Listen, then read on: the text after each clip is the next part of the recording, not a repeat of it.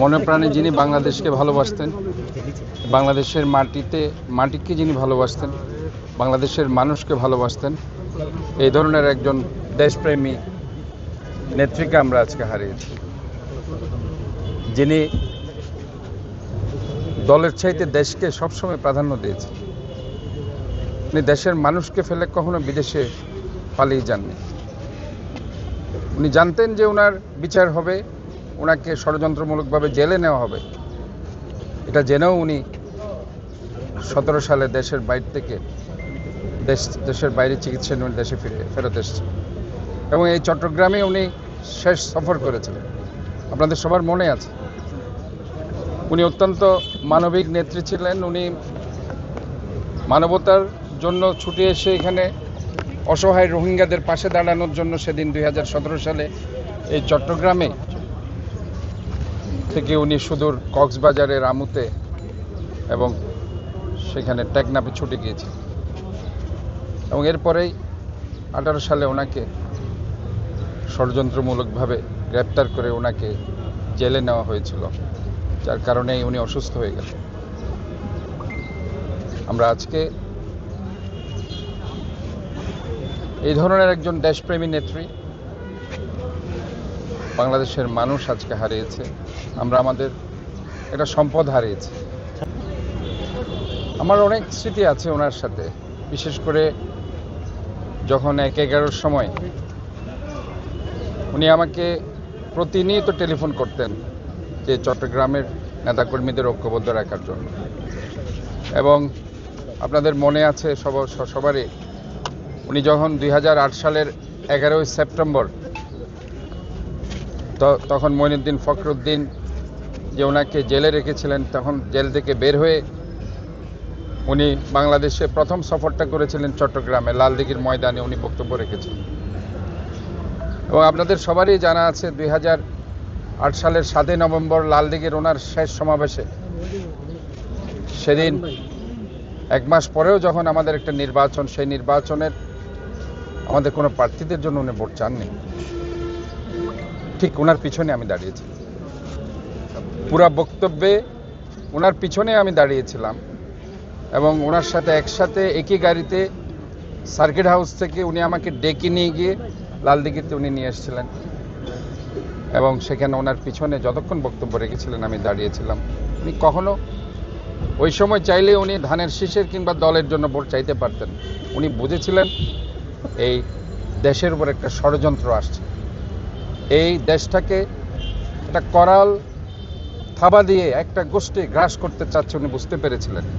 সেদিন তাই উনি বলেছিলেন, আমি কোনো আমার দলের জন্য ভোট চাইতে আসিনি। উনি শুধু বলেছিলেন দেশ বাঁচাও মানুষ বাঁচাও। ওই দেশ বাঁচাও মানুষ বাঁচাও উনি বলেছিলেন 2008 সালের 7 নভেম্বর। এরপরে আপনারা দেখেছেন 16 বছর কিভাবে এই দেশের উপর ষড়যন্ত্র হয়েছে, এই দেশটাকে কিভাবে গ্রাস করেছে, মানুষের মৌলিক অধিকার, গণতান্ত্রিক অধিকার হরণ করা হয়েছে। এই ধরনের একটা দূরদর্শী নেত্রী, ভিশনারি লিডার, যিনি মনে প্রাণে খাঁটি একজন বাংলাদেশী। টানা তৃতীয়বার অর্জন করেছে দেশের সেরা সুপার ব্র্যান্ড স্বীকৃতি বসুন্ধরা টিস্যু।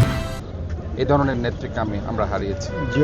শুধু তাই নয়, আমার সাথে ওনার যখন মেডিকেল কলেজে, আপনি জানেন আমার রাজনীতিটা শুরু হয় চট্টগ্রাম মেডিকেল কলেজ থেকে। জাতীয়তাবাদী ছাত্র দলের আমি আহ্বায়ক থেকে সভাপতি হই। সভাপতি যখন সম্মেলনের আগে 1989 সালে 30 মে শহীদ প্রেসিডেন্ট জিয়ার শাহাদাত বার্ষিকীতে যখন আমাকে সেখানে আঘাত করা হয়, এরপরে উনি চট্টগ্রামে সফরে এসে আমার মাথায় ওই যে ব্যান্ডেজ ছিল, ডক্টর FM ইউসুফের বাসায় উনি এসেছিলেন, তৎকালীন স্ট্যান্ডিং মেম্বার খুলশিতে উনি থাকতেন। FM ইউসুফ স্যার, ওনার বাসায় আমাদের নেত্রী উঠেছিলেন এবং আমার ব্যান্ডেজ দেখে সাথে সাথে তৎকালীন স্ট্যান্ডিং কমিটির মেম্বার কর্নেল ওয়ালিকে বলল যে এই ছেলেটাকে এইভাবে মারলো, এখনই প্রিন্সিপালকে ফোন করেন এবং আমি এর শাস্তি চাই যারা মেরেছে। কাজে দেখুন, ওনার সাথে আমাদের সেই সম্পর্কটা হচ্ছে যখন আমরা ছাত্রদল করি তখন থেকে, সেই 87, 88, 89 সাল থেকে দীর্ঘ বছর ধরে ওনার সাথে আমাদের একটা সম্পর্ক। এবং আমি আজকে আপনাদেরকে বলতে চাই, আমার আজকে যে রাজনৈতিক যে উত্থান,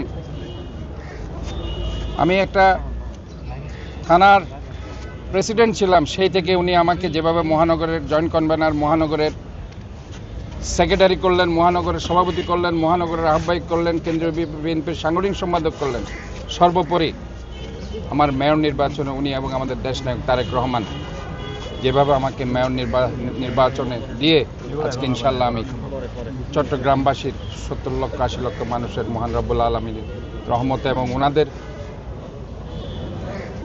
ইন্সপিরেশনে আজকে আমি এই অবস্থায় এসেছি। আমি এই জন্য কৃতজ্ঞতা প্রকাশ করছি এবং আমি সবাইকে বলবো, এই আপাময় একজন খাঁটি বাংলাদেশি দেশনেত্রী বেগম খালেদা জিয়ার জন্য আপনারা দোয়া করবেন। মহান রব্বুল আলামিন ওনাকে জান্নাতুল ফেরদৌসের সর্বোচ্চ জায়গায় যাতে ওনাকে আসীন করুক।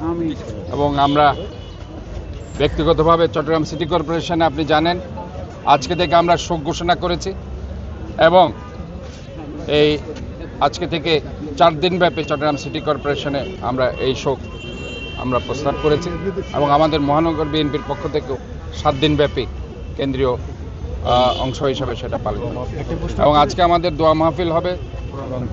কোরআনে খতমে কোরআন অলরেডি শুরু হয়েছে সিটি কর্পোরেশনের পক্ষ থেকে এবং দুপুরে দোয়া মাহফিল আছে।